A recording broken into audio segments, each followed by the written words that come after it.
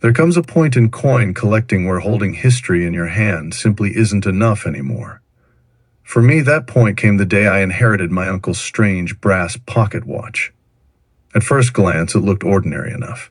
Heavy brass casing, intricate engravings, 3 small rotating dials where the hours and minutes should have been. But instead of numbers, the dials were labeled denomination, year, mint.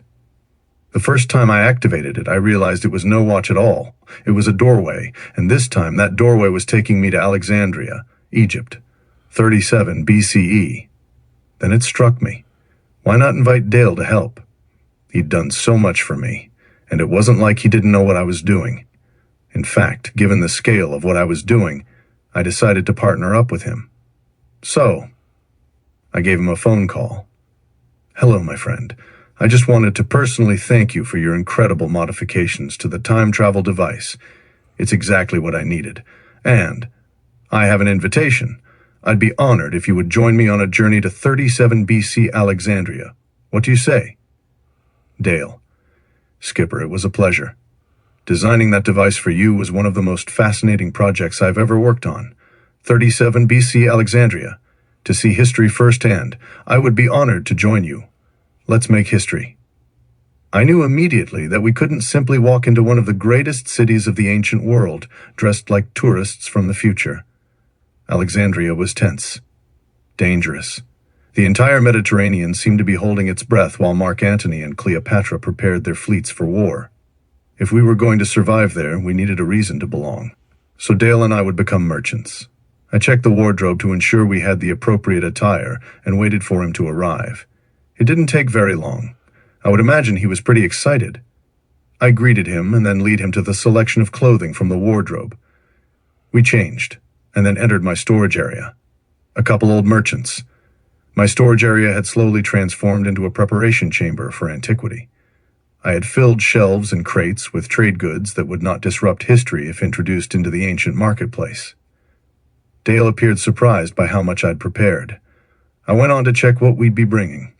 Garum became our primary commodity.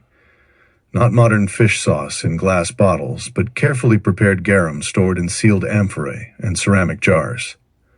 Alongside it, we packed olive oil, dried figs, dates, perfumed oils, linen cloth, frankincense, myrrh, and glass trade beads.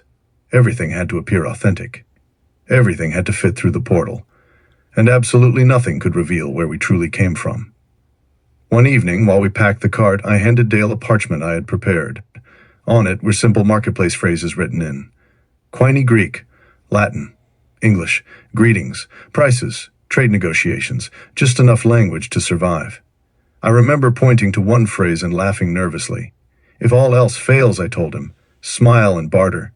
Truthfully, I wasn't entirely joking. The storage room smelled of oil lamps, wood, and spices when I finally activated the device. I adjusted the dials carefully. Year, 37 BCE, location, Alexandria. The brass watch vibrated faintly in my hand. Then the blue vortex opened. It appeared like an oval tear in reality itself, glowing with swirling light and stars.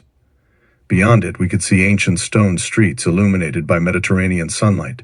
No crowds, no witnesses, just a quiet side street near the harbor, exactly what we needed. Dale gripped the wooden cart while I held the portal steady. Then we stepped through. Nothing can prepare you for Alexandria. The heat, the noise, the smell of salt water, spices, animals, fish, incense, and smoke all mixing together. The harbor was alive with ships from every corner of the known world. Greek merchants shouted prices while Roman soldiers pushed through crowded streets. Egyptian workers hauled cargo beneath towering stone buildings that seemed to glow gold beneath the sun. And everywhere, tension.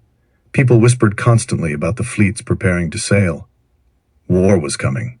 We found a small market stall near the waterfront and quietly set up our goods.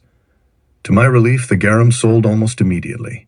Roman legionnaires purchased jars for their meals. Sailors traded bronze coinage for dried figs and wine. Wealthier customers examined our oils and linens while speaking rapid Greek I could barely follow. Slowly, the coins began to accumulate. Ptolemaic bronzes, Roman denarii, Greek drachms, silver tetradrachms. Every single coin had passed through actual ancient hands only moments before reaching ours. I remember holding one silver piece and realizing this coin hasn't survived history yet. That thought nearly stopped me cold. One afternoon, the city erupted with activity. Trumpets sounded from the harbor. People flooded toward the waterfront. Dale and I kept our distance, but from across the crowd we caught sight of them. Mark Antony, Cleopatra, standing before soldiers and banners as preparations continued for the coming conflict that history would later remember as the road to Actium. For a moment, history itself stood only yards away from us. And that terrified me more than the time travel ever had, because suddenly this wasn't books anymore. These were real people walking toward their destinies. By the end of the week, our merchandise was gone, every amphora sold, every cloth traded. Our stall stood nearly empty while bags of ancient coinage sat hidden beneath our robes. That was our signal. We abandoned the cart in the marketplace and slipped quietly into the side streets carrying only what we could conceal. No witnesses, no attention, no mistakes. In a narrow alley overlooking the harbor, I removed the brass device from beneath my robe and activated the return sequence. The portal reopened against the stone wall. And there, beyond the blue glow, was my coin room waiting for us. Modern lights, shelves, books, safety. Dale looked at me and smiled. Then we stepped through history one last time. Back in the present, silence filled the room. The portal collapsed behind us. We stood there for a long moment, just staring at the bags of coins we had carried back across more than 2,000 years. Then we emptied them onto the table. Silver denarii rolled across the wood. Ptolemaic bronzes clinked against Greek tetradrachms. Gold gleamed beneath the desk lamp. Coins that collectors spend lifetimes dreaming about now sat scattered across my table like freshly gathered treasure. Dale eventually changed back into modern clothes, slipped his share of the coins into a leather bag, and prepared to leave. Before he walked out, we shook hands. Neither of us spoke for a moment, because we both knew the truth. This had only been the beginning, and somewhere in that wardrobe, another journey was already waiting.